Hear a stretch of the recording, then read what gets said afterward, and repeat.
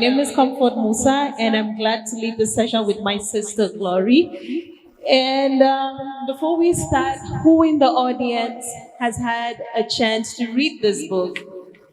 And everyone in the hall is looking so amazing. One thing is for sure, I can bet that about 50% of those who are in the room took pictures before they left the house. It's now like a ritual, right? When you dress up and you look good, what do you do before you leave the house? How many? If you're a photographer like me, sometimes you take 50 pictures and you select 2, the best shots. We live in a time where we are documenting our stories. Everyone is telling their stories, right? But which stories are we telling? The best ones. The ones with the most filters. So this morning you probably took about 10 pictures. And woe betide you if it was your husband taking the pictures. These guys are clueless about pictures, right? And so you'd have to you look at it, say, no, wait, take again. And then maybe they take and they miss your stomach, you give them back so that you can suck it in, right? And then they take 50 and you choose 1. You put on your status. That's how we tell our stories. Best foot forward, best side out, most filters, because we want the world to see the best of us. But we have a book here whose author, my sister Glory, I would say took 100 pictures and put all out. The good ones, the bad ones, the, in quotes, backside kitchen mood ones. She's put everything out. And when I read the first 3 chapters and we talked about it, I was like, Glory, why did you say everything? She put everything out. She didn't choose her best pictures. And I would like us to start with that. I asked you earlier, and I'm sure when people read this book and they get into the details of, Glory has talked about everything. Miscarriage, losing the babies and negotiating for in-laws that were nasty, encounters with pastors, everything. And I asked her, did you withhold some or did you tell it all? And she said, I told it all. And let's start with that, Glory. Why didn't you save the best pictures, and publish? Why did you tell it all? Oh, for me, thank you. 6 years, 7 years, 8 years back, when I was going through my trials, I witnessed something on Facebook. Actually, I was going through some marital tortures. But each time I saw my friends' pictures on Facebook, they were like happy couples, nice pictures, celebrating. And I was asking myself, what is really wrong with me? Am I cursed? Why is my own marriage not as beautiful as they are seeing in the picture, as I'm seeing in the picture? Now, when you go out of Facebook, you realize that their situation is even worse than yours. Then you finally start asking yourself, but why do we deceive people? Let's be real and share our stories the way it is so that people might be inspired. That is why I decided to snap 50 pictures and present all the 50 pictures. Thank you.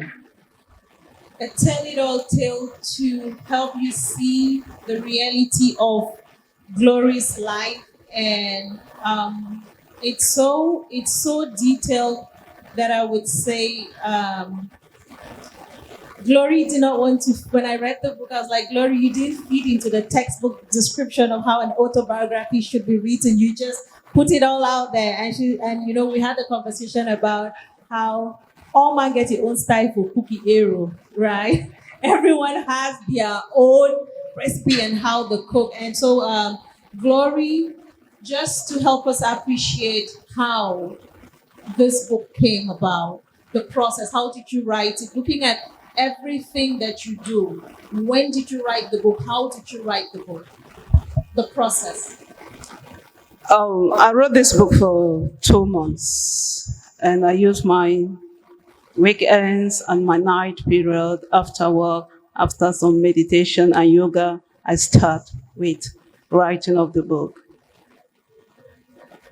And so for the 2 months, the process, how is it? Because you're a deeply spiritual person.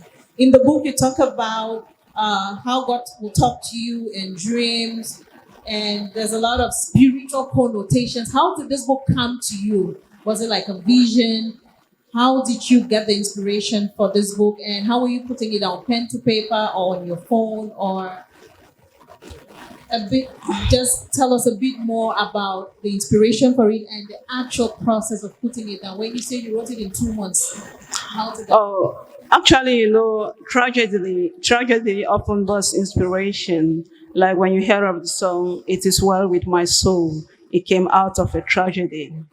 And I am that one person that in every ugly caterpillar that life presents itself to me, I try to bring out a beautiful butterfly.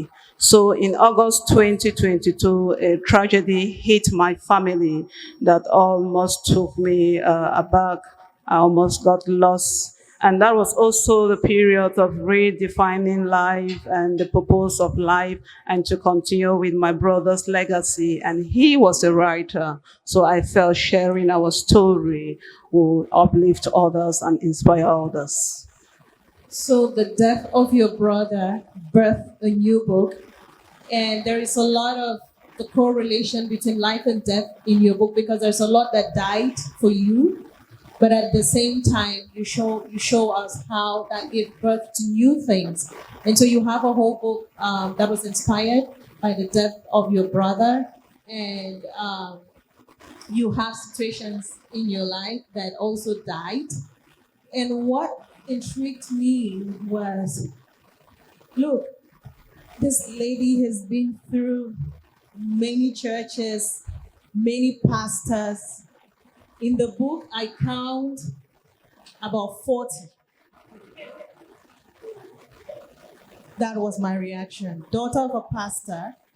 And she went through so much, and she was seeking answers in so many places and spaces. And she went through 40. 40 documented. It could have been more. And at the end of it, she has a very interesting conclusion. One of the quotes was, "We have many problems, and many people spend time praying," something you did a lot. "But the solution is in hard work." Who arrives at that conclusion after 40 pastors? So what did the churches and the pastors do to you that, at the tail end of the book, you're talking about the value of hard work as opposed to an obsession with prayer? That is not in the book, so I would like to know.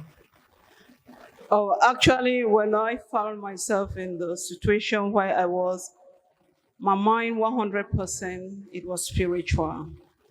And since I wasn't strong enough spiritual as of that time, I thought pastors could help me. So I went from one pastor to another, one prophet to another, one church name to another. Now, 40 pastors hearing from the same God, different cause of my problem, different solution, and the solution was not coming. So at a certain moment, I started questioning what is happening. Are they listening to the same God? I had to sit back and say, Glory, sometimes the solution is within you, but you are looking without, that you are looking outside. So I had to sit back and say, okay, I let go of all these pastors and let me sit and find the solution within. And in one of those quotes, I said, not all the curses can be broke by prayers. Money do broke some curses, and I believe, and I believe in my life, money has broke some curses. Yes. So some of the money you were giving the pastors would have helped you. Yes, I had all type of I did all type of sacrificial offering. I remember one funny one. I was really, really, really broke, and I went to that pastor, and he said, "You have to give sacrificial offering." I said, "But the same God knows I don't have anything. So what should I?" Then, "No, you have to." And he added, "And you must give it in such a way that it must pain you. That is where God asked." I said, "But what should I do?" He said, "Buy chairs for the church. Write your husband's name on there. When the children of God will sit and be worshiping God, your prayers will be going up to heaven." I went, borrowed money, bought the chairs. I saw the children of God sitting down and worshiping, and I knew my prayer was going up to heaven. I waited. That prayer did not reach heaven. I had to go back to the pastor. Was there a plane crash? Or what happened? Then he came with another story. I said, okay, glory, enough is enough. Fourth pastor. 40s are the one I remember their names. It's enough. Come back to yourself. And now I had to look for strategies to come back to myself through counseling, therapy, and so forth. Yeah. Just take a minute to absorb that. And even before we continue, permit me say thank you for being vulnerable enough in the book, because we've all been foolish, yeah? And we've done things that we may regret, and we've been through things that we may not even want to let another person know, because it helps us preserve our dignity in that way. But here you are gifting the world with your vulnerability and saying it as it is, And it's interesting for me that even after 40 pastors and more, you've learned your lessons, but there is still the place of faith in your journey. So you're not just saying stop praying and get money, but you're also saying pray because you're still praying. But yes, how do you balance that? You have to remember that God can only bless the works of your hands. So I pray so that God should guide me, give me the wisdom. How should I put this? I really want it's in the book, but prayer is a revolutionary solution. It's not a monetary solution. So most of the times people do conditional seeking of God. They go because they need something, they want something, and when they are not getting that thing, they think they judge God based on the ability to give them something. But the true seeking of God is not about the physical, but the spiritual.